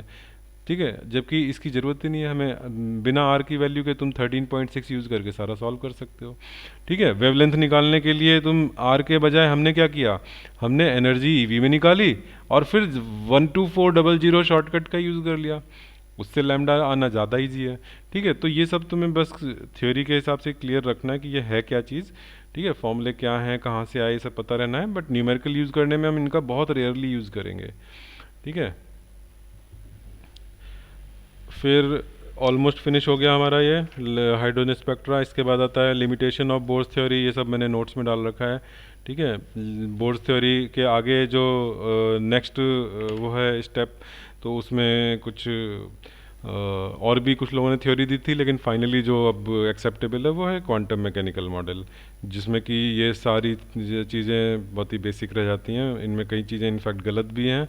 जो हमने बोर थ्योरी पढ़ी उसमें बहुत सारी चीज़ें हैं जो बाद में रिजेक्ट हो जाती हैं, ठीक है, लेकिन हमारे सिलेबस में यही है तो हमें यही इसको यही चीज़ पढ़नी है, ठीक है।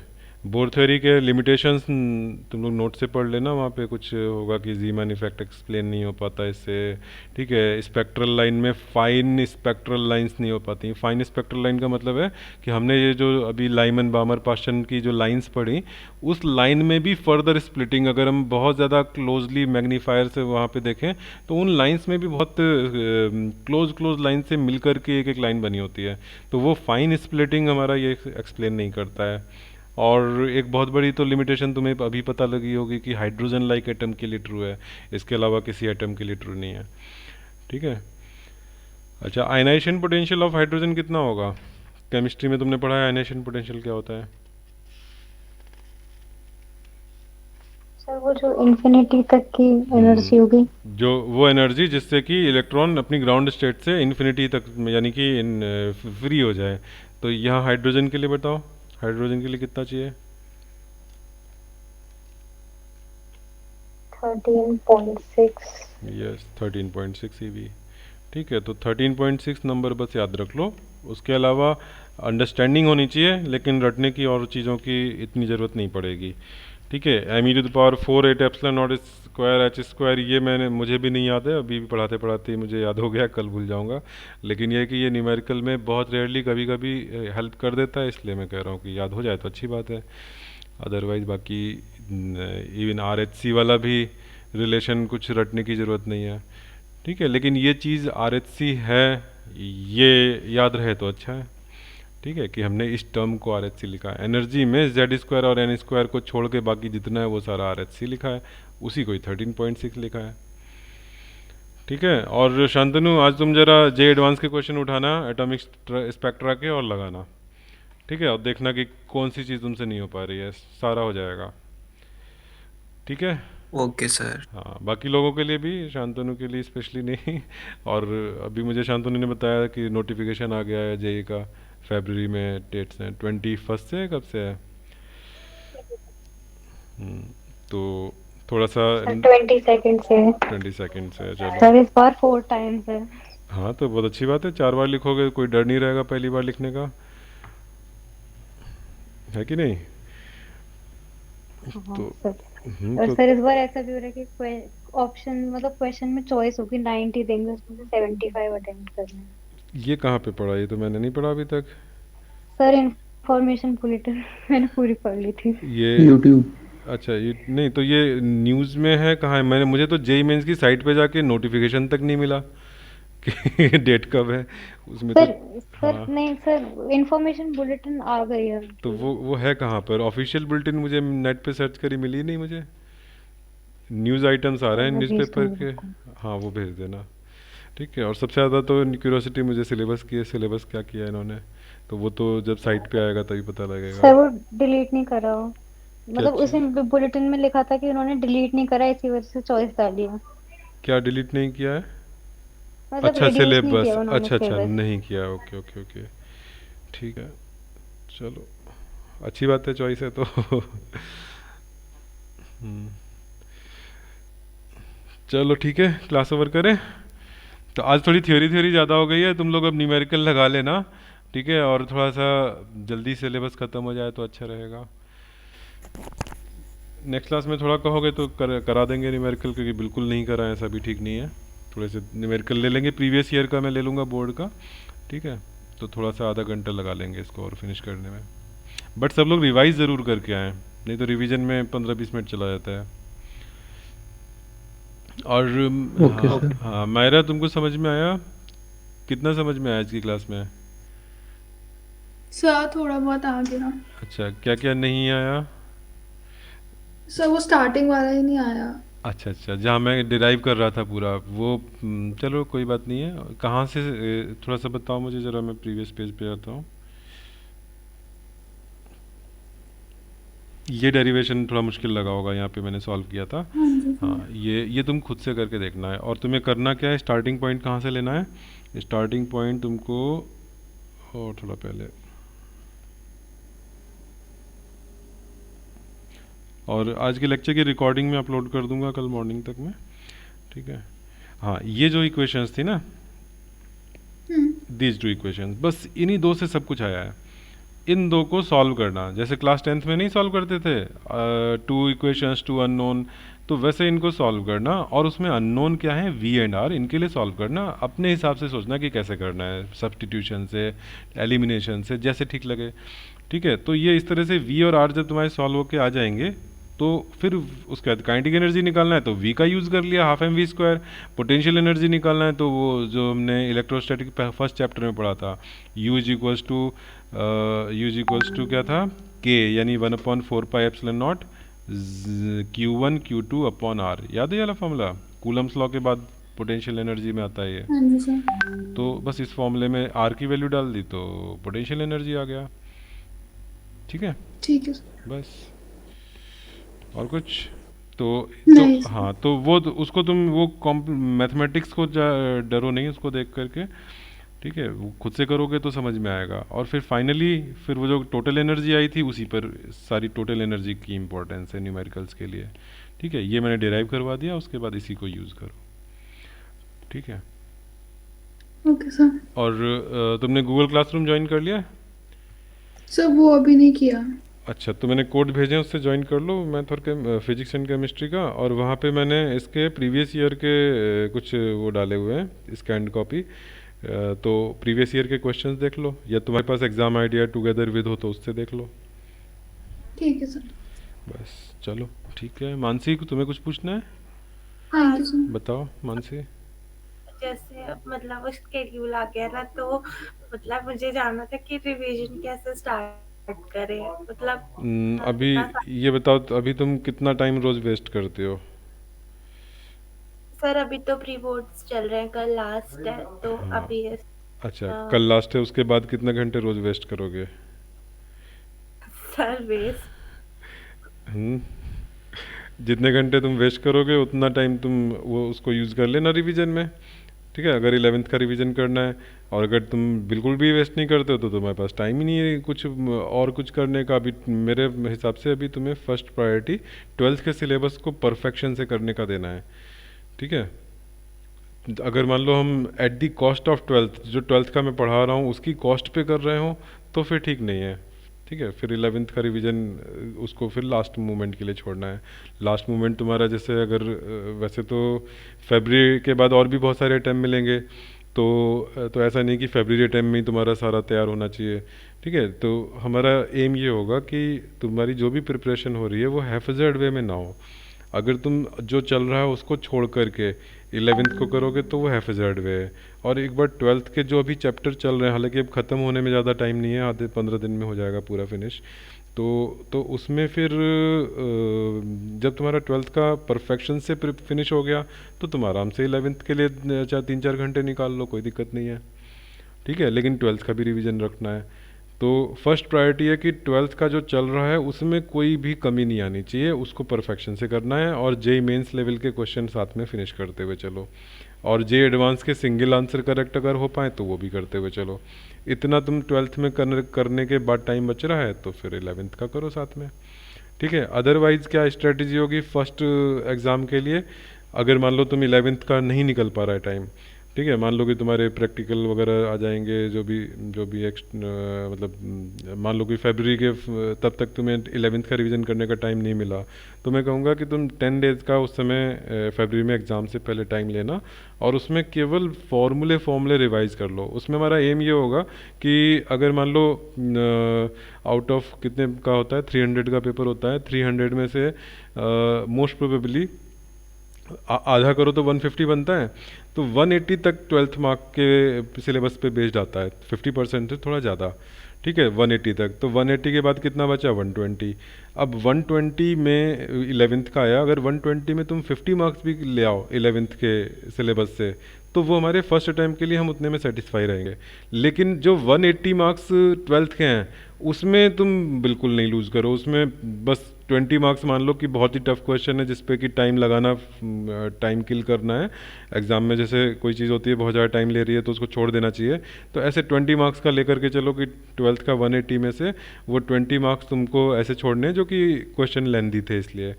ठीक है, तो अब वो 20 छोड़ दो तो 160 हो गया, 50 इधर से ले लिए 230 हो गया तुम्हारा। नीट में कंप्यूटर वो सॉरी एनआईटी में तुम्हारा हो जाएगा। एनआईटी में अच्छा खासा ब्रांच मिल जाएगी। ठीक है, 300 में 230 बहुत अच्छे मार्क्स होते हैं। ठीक है, तो बस यही है कि तुमको 11th वाले पर जोड़ दोगे तो ये जो 180 में से 160 मैं बोल रहा हूँ ये नहीं हो पाएगा। और 180 में से 160 इसलिए इम्पोर्टेंट है जो क्योंकि वो तुम्हारे बोर्ड को भी हेल्प कर रहा है। तुम्हारा बोर्ड में 97-98% ला रहा है। ठीक है, तो अगर तुम्हारे पास चॉइस है कि तुम 11th का कर लो और या 12th का कर लो, दोनों से फ़ायदा वही होना है। इनफैक्ट 12th वाले से ज़्यादा मार्क्स का आता है तो वो ज़्यादा फ़ायदा कर रहा है, तो जेई के पॉइंट ऑफ व्यू से भी, बोर्ड के पॉइंट ऑफ व्यू से भी। तो और एक और चीज़ होती है कि तुम जब प्रिपेयर कर रहे होते हो ना तो 4 चीज़ों में हाथ डालो और किसी को भी अच्छे से नहीं करो तो फिर वो लॉस में बहुत ज़्यादा, 2 नाव में पैर रखने में गिर पड़ते हैं बीच में। ठीक है, कुछ भी नहीं हो पाता है। तो वो नहीं होगा। इससे ये होगा कि तुम जो कर रहे होगे बहुत ही पीसफुल माइंड से, बिना हड़बड़ी के और अच्छे से कर रहे होगे। ठीक है, तो एग्ज़ाम में मिस्टेक्स कम होंगी। और अगर 11th का भी हम हाथ पाँव मार रहे हैं और 12th का भी कर रहे हैं और कुछ भी ढंग से नहीं किया तो निगेटिव मार्किंग में बहुत मार्क्स चले जाते हैं। तो वो अवॉइड करना है हमें, निगेटिव मार्किंग में नहीं जाना है। ठीक है, तो जो करो वो अच्छा करो। 50% भी अगर एग्ज़ाम में तुम बिना एरर के करके आ रहे हो तो अच्छी खासी रैंक बन जाती है। ठीक है, तो तो अभी एम ये रहना चाहिए कि हमारी प्रिपरेशन हैफेज़र्ड वे में ना हो, जो हो वो अच्छे से हो। और मान लो मैं तुम्हें वर्स्ट केस एनालिसिस लेता हूँ, फरवरी तक में तुम 11th का बिल्कुल नहीं पढ़ पाए, वो 10 दिन भी नहीं मिल पाया। ठीक है, तो लेकिन फरवरी तक तुमने 12th का परफेक्शन से कर लिया तो अगले 1 महीने बाद जो अगला अटैम्प्ट होगा उसमें तुम 1 महीने 11th का कर लो। हाँ समझ गया। ठीक है, तो सबसे ज़्यादा ज़रूरी है कि अपने माइंड को पीसफुल, काम एंड पर पूरी एफिशिएंसी से काम कराना, जो कि ऑर्गेनाइज्ड वे में ही होता है। ऑर्गेनाइज्ड वे में चलते हो, नोट्स बनते हैं। ठीक है, चीज़ें समझ में आती हैं। ठीक है, हड़बड़ी नहीं होती है तो फिर एग्ज़ाम में भी वो चीज़ हो पाती है। तो इसलिए अभी फर्स्ट अटैम्प्ट के लिए अगर हो सके लास्ट में 10 डेज निकल आएँ केवल फार्मूला देखने के, तो ठीक है, उतना निकल आए तो अच्छी बात है। इजी क्वेश्चन छोड़ के नहीं आने चाहिए। दुख होता है कि बहुत इजी था लेकिन पढ़ा नहीं था इसलिए छोड़ा है, तो वो नहीं हो कि बहुत इजी वाले जो हलवा क्वेश्चन बोले जाते हैं वो हो जाएं। इतना तुम 11th का बस पढ़ के चले जाओ। ठीक है, एक दूसरी चीज़ भी मैं सजेस्ट कर सकता हूँ कि रोज़ आधा घंटा खाली निकाल लो और एक चैप्टर का फॉर्मूला नोट्स बना लो 11th का। ठीक है, इतना अगर इजीली मैनेज हो जाए, बहुत ज़्यादा टाइम नहीं, बस आधा घंटा। ठीक है, सुबह उठे आधा घंटा एक रूटीन बना लिया, क्योंकि ये देखो आधा घंटा वेस्ट होते हुए कहीं टाइम नहीं पता लगता है। ठीक है, लाइफ में तुम्हारे बहुत जगह पे आधा घंटा वेस्ट होता होगा, तो वो तुम अगर इस तरह से टाइम निकाल पाओ तो शायद वो भी अच्छा रहे कि तुमने थोड़ा थोड़ा ज़रा रोज़ कर लिया। स्पेशली इनऑर्गेनिक केमिस्ट्री याद नहीं होती है, वो थोड़ा थोड़ा करके ही याद हो पाती है, एक बार में बैठोगे याद नहीं होगा। ठीक है, तो ऐसा कुछ आधा घंटा अगर निकाल पाओ तो वो भी अच्छा है, लेकिन वो 12th की कॉस्ट पे नहीं, वो किसी और टाइम पे जहाँ तुम वेस्ट कर रहे हो टाइम वहाँ की कॉस्ट पे। ठीक है, 12th को कम करके करना इस समय एडवाइजेबल नहीं है। ठीक है, चलो फिर अब हाँ, एक हफ्ते बाद बताना तुमने क्या किया। ठीक है, चलो ठीक है, चलो ओके।